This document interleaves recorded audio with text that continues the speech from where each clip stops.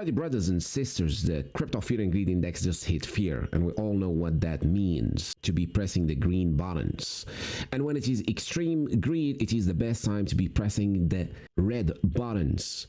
Now we are in fear finally, while Ethereum is still above 4,000, while Bitcoin is above 100k, while altcoins are still holding overall. So what's exactly happening with this shakeout today? What should we expect this weekend, especially as well next week? With no further ado, let's get into today's video. And as usual, don't forget, this is not financial advice. I'm not a financial advisor. This show is for entertainment, some education, and hopefully finding God. So you see how this is crazy here. We got Ethereum dropping here, and suddenly we are in fear territory.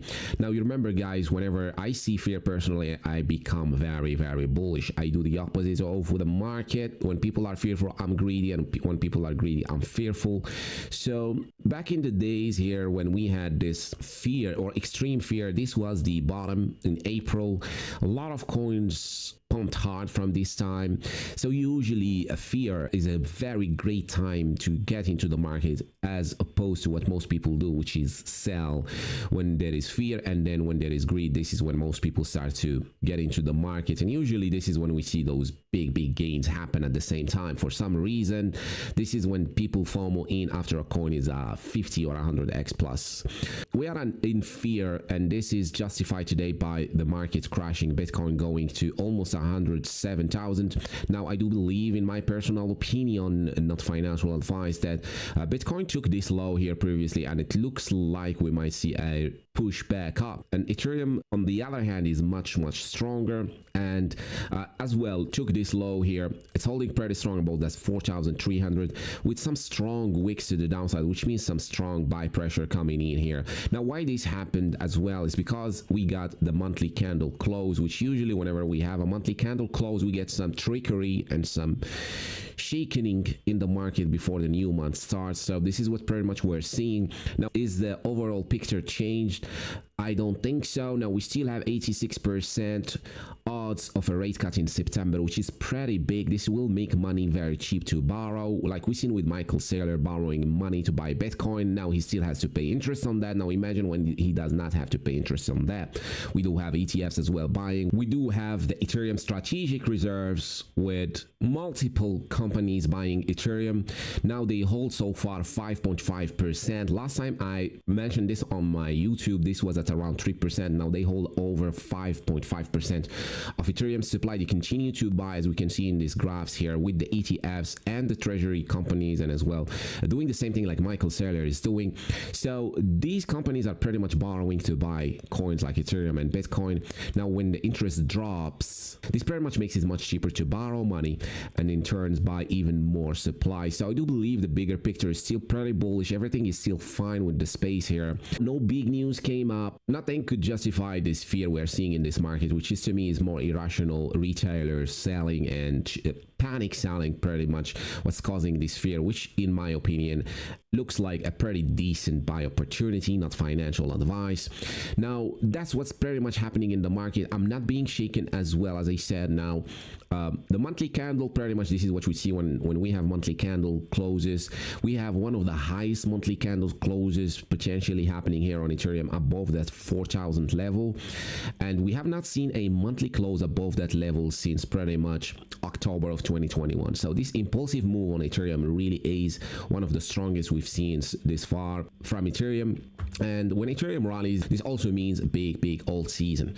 I don't understand what is this fear about, but you can see the market hasn't been very easy for retailers recently, or for the overall crypto investor these days, or hasn't been that easy since 2023, or pretty much since 2024. 2023 was pretty easy. Everything pumped from 2023 going into 2024, but 2024 was a downer, which is pretty much what's causing this type of fear in the market, which we have not seen an alt season for a long time now, which causing the market to stop believing. So I do believe we're still heading towards a major alt season, and as I mentioned, nothing has changed with the fundamentals. We still have rate cuts coming, which will have a bigger impact on the ETFs as well as on the strategic reserve going on. We recently seen a strategic reserve for BONK Coin, which is a meme coin. Now we could see more and more of those going into the end of the cycle. We could see a lot of news like that, where we see more meme coins being on some treasuries or some crazy stuff happen like that, which usually happens at the peak extreme greed time of the cycle, which we have not seen since pretty much February of 2024. And usually when we have a big alt season, we stay on the extreme greed territory for much longer than what we've seen previously, where it was just a month and where we've seen coins actually go crazy, like Pepe and Toshi, Turbo, BONK, WEF, and all those went parabolic around these times. So we have not seen that happen yet so far, or we haven't seen it since February, and now we are at fear. Now we could see this tip a bit more towards maybe 35, but I don't think we're gonna tip even further. This means really a major crash should happen, but I don't think that's the case here, which is just a monthly close shaking before the new month starts. We could start September green or red, but I do believe heading towards the rate cuts here, we're gonna see some sort of uncertainty till the day we actually see the announcement happen of the rate cuts. Then the market will be pretty sure about the outcomes. But here, since it's still not confirmed and it's just odds of it happening, the market might see some uncertainty going into it, and that's what we're seeing here today happen.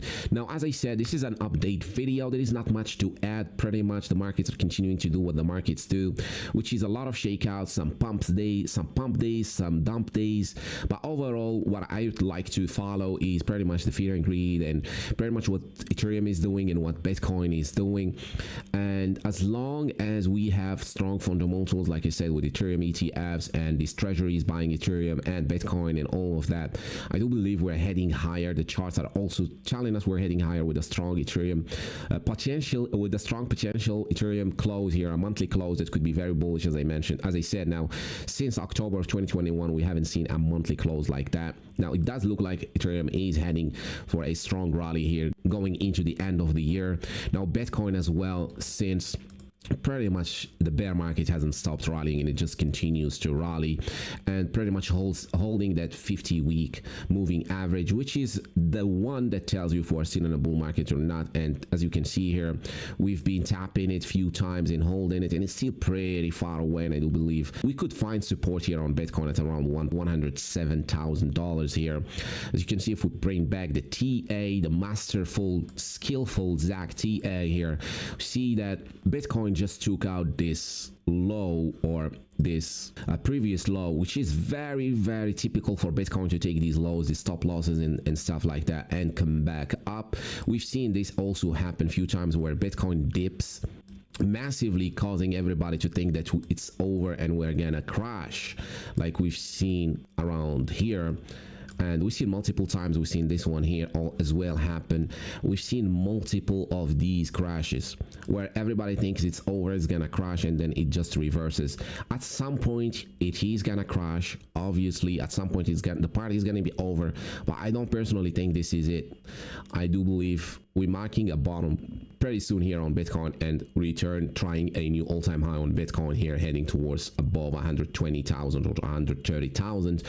I do believe we're continuing to see increases in prices here, in my opinion, till the end of the year, pretty much at beginning of the next year, especially as we have rate cuts coming, which will boost drastically how much money is being injected coming from borrowing into these treasuries. And when we say Ethereum pumping, this means ecosystem coins, like coins on Ethereum, will do very good as well, which now are just on standby. So if you're holding meme coins, which I do, pretty much I'm not looking at them on the daily, I'm not stressing over their price action, I'm just watching Ethereum and Bitcoin, and as well what the ETFs are doing and the strategic reserves. And for me, the main point here is the rate cuts that are coming in September, which is the most bullish thing yet to happen since 2023, or since 2021 for that matter.